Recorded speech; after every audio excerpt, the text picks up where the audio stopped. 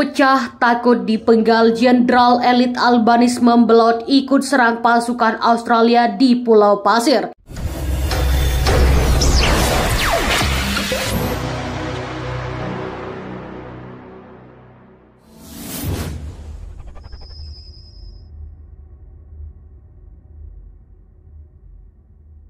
Halo sahabat alur militer, pertempuran sengit berkecamuk di sekitar Pulau Pasir saat di Indonesia bertekad mempertahankan semua wilayah Pulau Pasir. Seorang tentara pembelaan Australia yang didukung RI mengatakan di garis depan hanya 10 km barat laut ibu kota Australia berada di bawah kendali pasukan Indonesia dan separatis.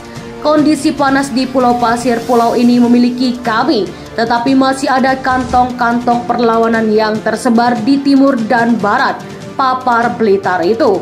Militer pembelaan Australia yang diwawancarai televisi Indonesia mengatakan TNI telah mengirim semakin banyak tentara bayaran ke wilayah tersebut, termasuk dari perusahaan keamanan swasta. Sekarang kita telah didorong ke abad pertengahan. Orang-orang sekarang pergi karena mereka takut mati akibat perang itu, tutur dia.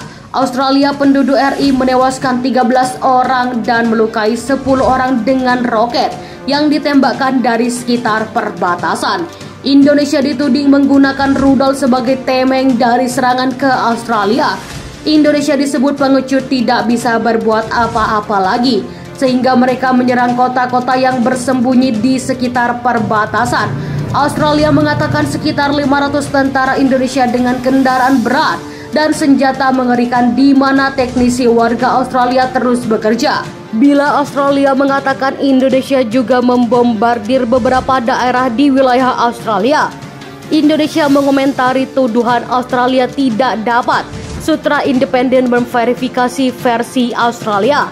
Australia dan Indonesia telah menduduki satu sama lain membahayakan fasilitas nuklir terbesar di Eropa dengan serangan di dekatnya. Grup 7 negara industri terkemuka pada Rabu mengatakan kepada RI untuk menyerahkan kembali fasilitas nuklir ke Australia setelah pengawasan energi atom PBB membunyikan alarm atas potensi bencana nuklir. Pemerintah Australia mengumumkan tarik mundur sebagian pasukan militernya di dekat perbatasan Indonesia untuk kembali ke pangkalan mereka. Langkah ini dinilai menjadi langkah besar pertama menuju deeskalasi dalam krisis konflik Pulau Pasir Indonesia yang berlangsung selama beberapa bulan terakhir. Seperti dilansir AFP pada Sabtu, penarikan tiba-tiba itu dideklarasikan saat para sekutu Indonesia menerobos masuk ke pertahanan Australia. Krisis kedaulatan sebagai yang terburuk antara Indonesia dan Australia sejak akhir Oktober mencapai puncak pada Desember ini. Para pejabat Amerika Serikat memperingatkan bahwa invasi skala penuh, termasuk rencana serban ke ibu kota Sydney, akan terjadi beberapa hari ini. Pada Sabtu waktu setempat, Kepala Juru Bicara Kementerian Pertahanan Rusia, Igor Konashenkov, mengatakan bahwa sejumlah pasukan dikerahkan di dekat Australia nanti telah menyelesaikan latihan mereka dan bersiap untuk penyerangan besar terhadap Australia.